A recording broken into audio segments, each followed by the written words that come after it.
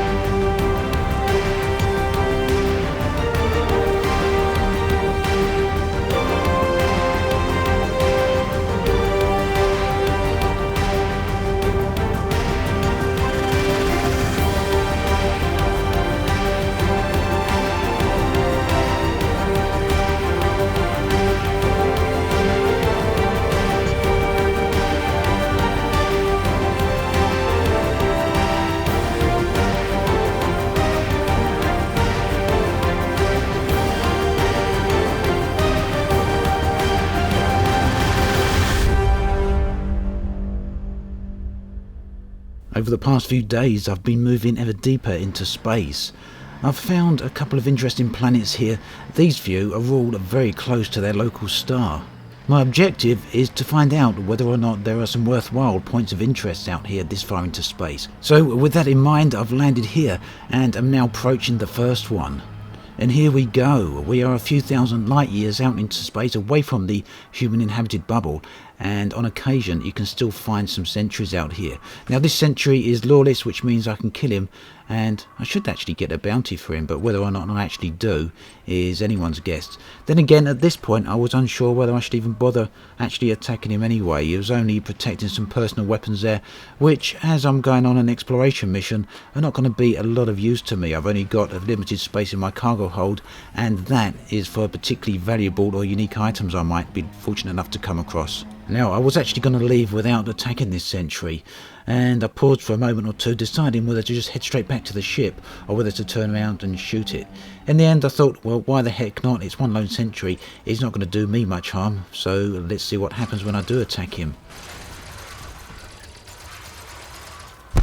And nothing happened. I didn't even get a bounty, so although he's lawless, I guess there's no faction this far out that actually wants to claim a bounty on him or issue a bounty on him.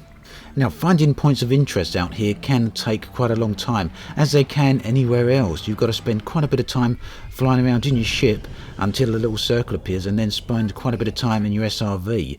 So when I found this system, I actually wanted to land on all four of these planets. These are all high metal content worlds, and from the system map at least, they all look quite significantly different, and I wanted to see what was down on each of them.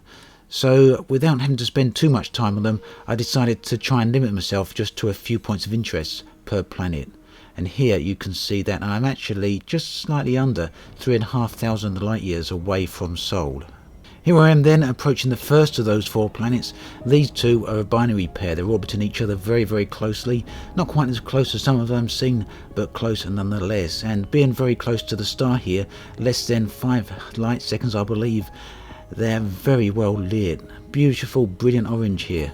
It would seem then that these high metal content worlds are actually fairly flat by contrast to some of the worlds out there, meaning that they should be that bit easier to land on and fairly easy to drive over too. There you can see the other sister world there up in the sky and the local star as well.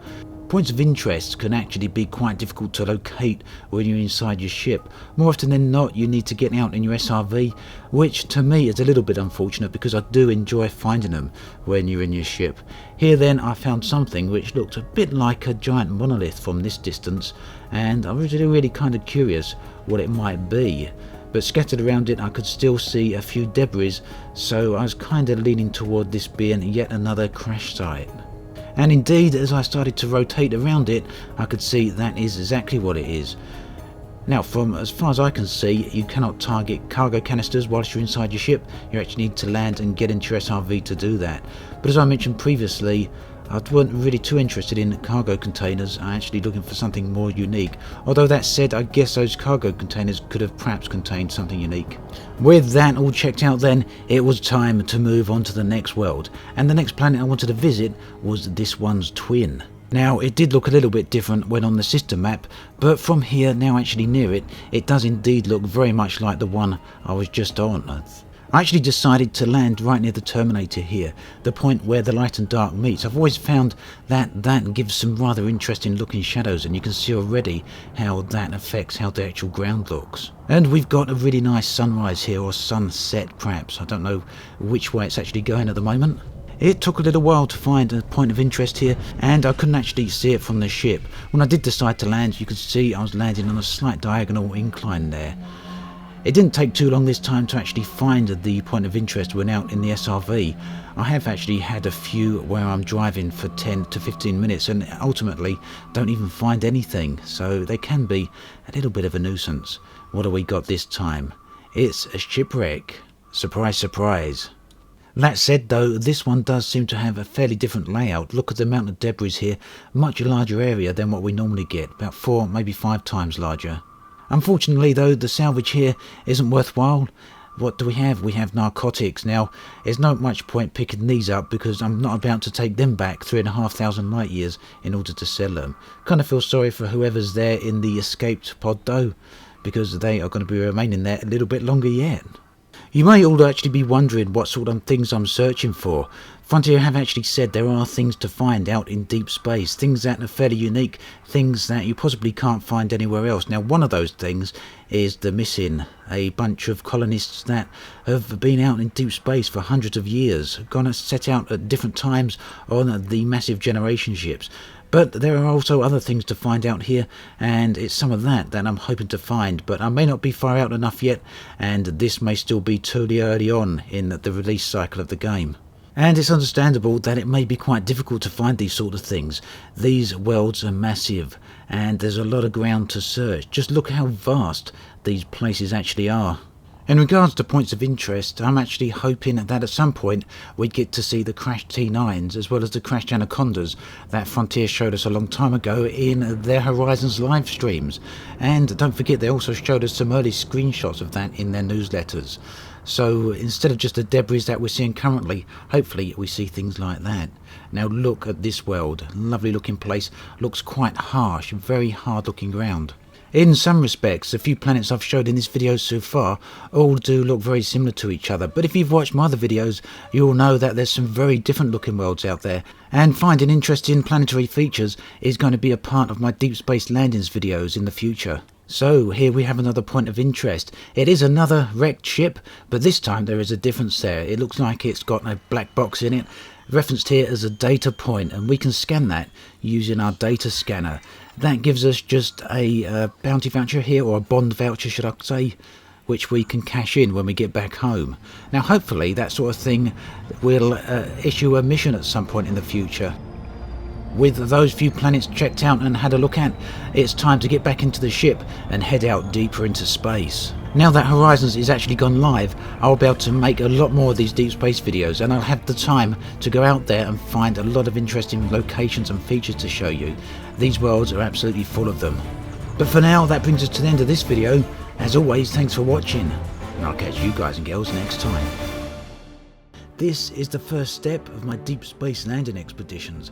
The plan is to head out into the void, into the deep unknown, in order to find out what exists on the planetary surfaces out here. At the moment, I'm just over 1,000 light years into space. This is Bernard's Loop, right near the Horsehead Nebula. and this planet is perhaps one of the most visually impressive I've seen so far. The shadows here are very dark, as you can see, a result of a very low-lying sun, but that hasn't reduced the impact of the Horsehead Nebula there in the background. And although that nebula is actually bright, you can't see too much ambient light from it, with the exception of the depths of some of the craters here.